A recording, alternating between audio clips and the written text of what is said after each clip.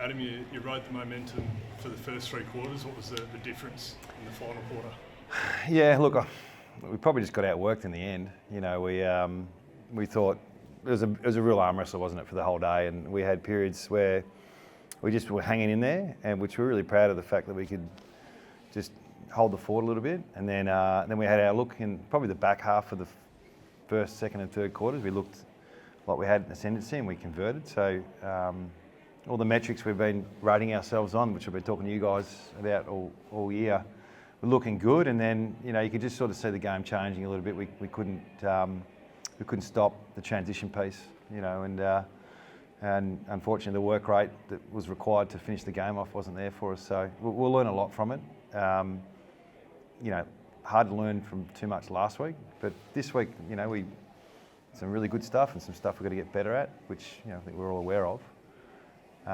So yeah, the review will be a good one, and it won't be a loaded gun. It'll be just, what do we learn from that? Was there an element of the players running out of legs? Does it seem like an intense That's I probably rambled a little bit, but that's pretty much what it felt and looked like, I think, with our players. And worked really hard to get in front of the game, and then the work rate piece probably just, it wasn't through lack of will. They're probably one of the best in terms of the GPS that represents the work rate piece, and we've still got some work to do with that. Jake Waterman was laid out with a shoulder injury. Can you give us an update on how he's tracking? Yeah, well, you know, the 6-day break, I mean, they had 6-day break as well, but I think we made 5 changes. And Jakey was one of those ones that, you know, after training, just doing some contested marking work, he just wrenched his shoulder a little bit. So he almost got up. We gave him until an hour before the game, but, you know, just, you know, with what we're doing, it just wasn't worth it. So we're hoping it's a 1-weeker and he's back next week. Along with TK's the same. So we gave him not every chance that once he couldn't get through training with a hip flexor or something like that. So we're hoping that's a 1 week, but, you know, fingers crossed still. What did you make of Flynn's first game for the club? Well, the combination looked good, didn't it? You know, and then it didn't look that good in the last 40 minutes. I think, you know, Flinny felt the effects of his first game for a long period of time. But yeah, the combination, I think we're going to really work on that. The hit-outs for us has been an issue. Bailey's been working his backside off to compete. So now there's some support there. It looked like it was the 1-2 punch was working well. So I think we'll look at the positives more than the RFIs. So yeah, happy he got through. Like I said, the numbers looked pretty good up until probably 3/4 time. And then we just fell away a little bit in the last, and he was part of that. We can understand that too. Harley Reid's tackle in the third quarter, there's already a lot of debate whether suspension or not. What do you make of it? I can't. You know, if you want to free up the restrictions around comments about tribunal umpires, then we're going to have a good conversation, but I'm restricted a little bit, so I thought there was nothing in it, is what I'll say.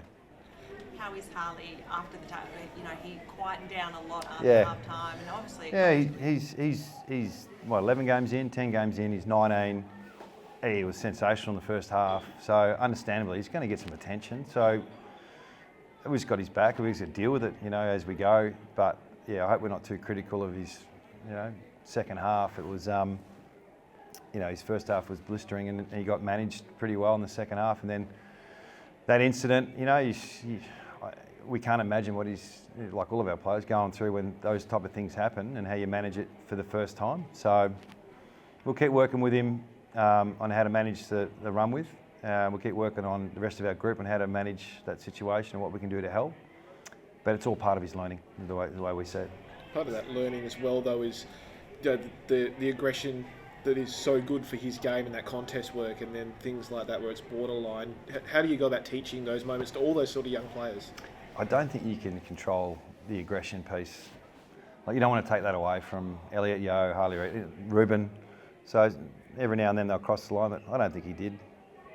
I'm probably parking that bit. It's more how do you handle a bit more attention, the physicality of the game and the rule tweak.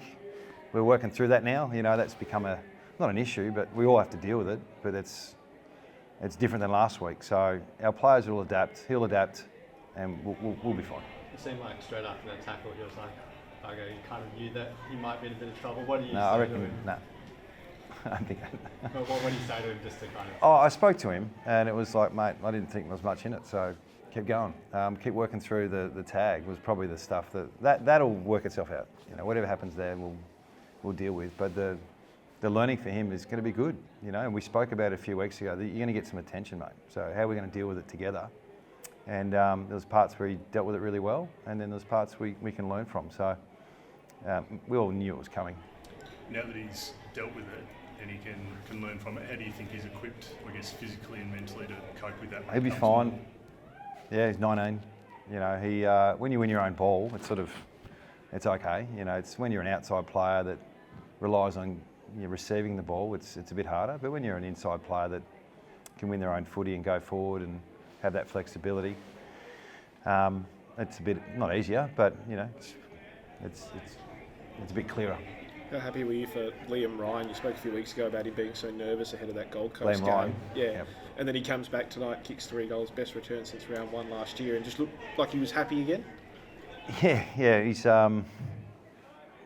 he's connected to the spirit of the group. So getting rewarded with some goals is great, but continuing to work on the synergy with the rest of our forwards. I thought our forwards were a bit off today with ability to lock the ball in our front half. It rebounded pretty quick at stages, and so they'll get to work on that. But yeah, Liam taking a few marks, getting a few goals, bringing the crowd into play, taking us on that journey. It's part of his role. So yeah, good to see he stepped up. And Dom Sheed and Andrew Gaff got a bit of form as well. Happy with them? Yeah, well, Dom had a job on Steele, and I he didn't touch it in the first quarter. He had 6 or 7 to half time. So yeah, good result for Dom. It's been a challenge for him to get into the side and lock in a spot, but that role that he did today was great. And Gaffy, he got back through form, so it wasn't just he needs you to play because we've got a few injuries. He probably deserved to play, and I thought he contributed.